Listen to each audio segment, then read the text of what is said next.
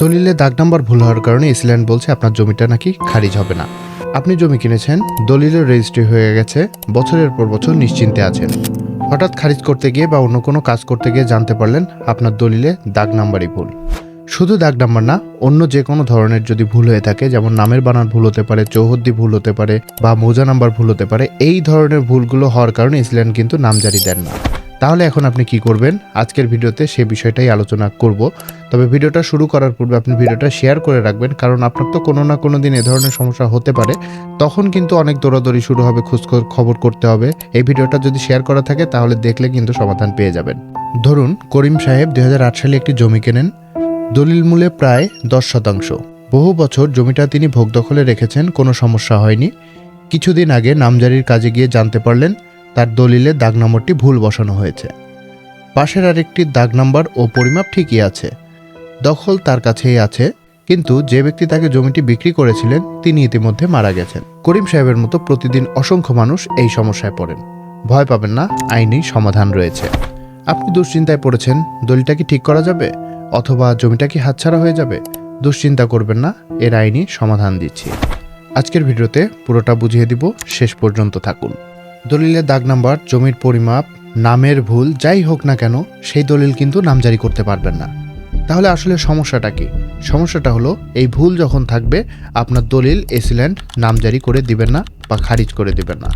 তাহলে সমাধানটা কি? এর দুই রকম সমাধান রয়েছে। প্রথমটা হলো, যার কাছ থেকে জমি ক্রয় করেছেন তিনি যদি বেঁচে থাকেন তাহলে তাকে সাথে নিয়ে সাব রেজিস্ট্রি অফিসে যাবেন, অর্থাৎ যে সাব রেজিস্ট্রি অফিসে আপনার দলিলটা রেজিস্ট্রেশন করা হয়েছে সেই সাব রেজিস্ট্রি অফিসে যে একটা সংশোধনী দলিল তৈরি করবেন। একে রেকটিফিকেশন ডিডও কিন্তু বলা হয়। আপনি যখন এই কাজটা করবেন তখন আপনার দলিলটা সংশোধিত হয়ে নতুন একটা দলিল হয়ে যাবে। এখন মূল সমস্যা হলো, যার কাছ থেকে জমি কিনেছেন তিনি যদি মারা যান তাহলে কি করবেন?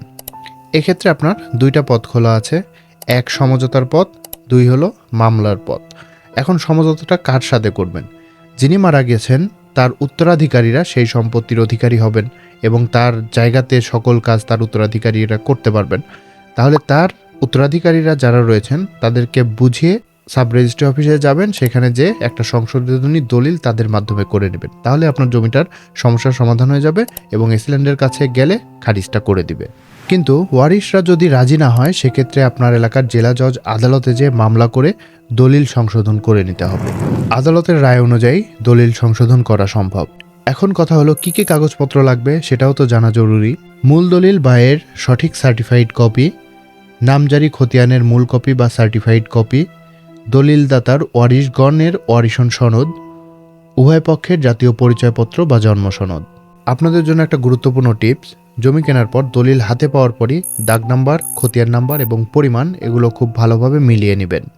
একা একা যদি সমাধান করতে না পারেন তাহলে একজন বিজ্ঞ আইনজীবীর সহায়তা নিন, না হলে আইনি জটিলতা বাড়তে পারে। দলিলে দাগ নাম্বার, খতিয়ান নাম্বার বা পরিমাণ ভুল থাকলে সেটা সংশোধন করা সম্ভব। যার কাছ থেকে সম্পত্তি কিনেছিলেন তিনি যদি বেঁচে না থাকেন তার ওয়ারিশদের মাধ্যমে সেটা সমাধান করা যায়। ওয়ারিশরা যদি রাজি না থাকে তাহলে জেলা জজ কোর্টে মামলা করাই একমাত্র সমাধানের পথ। তাই সঠিক কাগজপত্র সংগ্রহ করে আগেই প্রস্তুত থাকুন। ভিডিওটা কেমন লাগলো জানাতে ভুলবেন না। আপনারা এই ধরনের সমস্যার ভিতরে আছেন কিনা সেটাও কমেন্টসে জানাবেন। আমি জানতে চাই যে আপনারা কী ধরনের সমস্যায় আছেন। এছাড়া নতুন নতুন ভূমি বিষয়ক আইন জানার জন্য বা টিপস জানার জন্য অবশ্যই আমাকে ফলো করবেন, কারণ আমি প্রতিদিন নতুন নতুন আইন আপনাদের সাথে শেয়ার করি যা আপনাদের জীবনকে সহজ করে দিতে পারে। আজকে এ পর্যন্তই, পরবর্তীতে দেখা হবে নতুন কোনো বিষয় নিয়ে। সে পর্যন্ত ভালো থাকুন, সুস্থ থাকুন এবং সচেতন থাকুন আপনার অধিকার সম্পর্কে।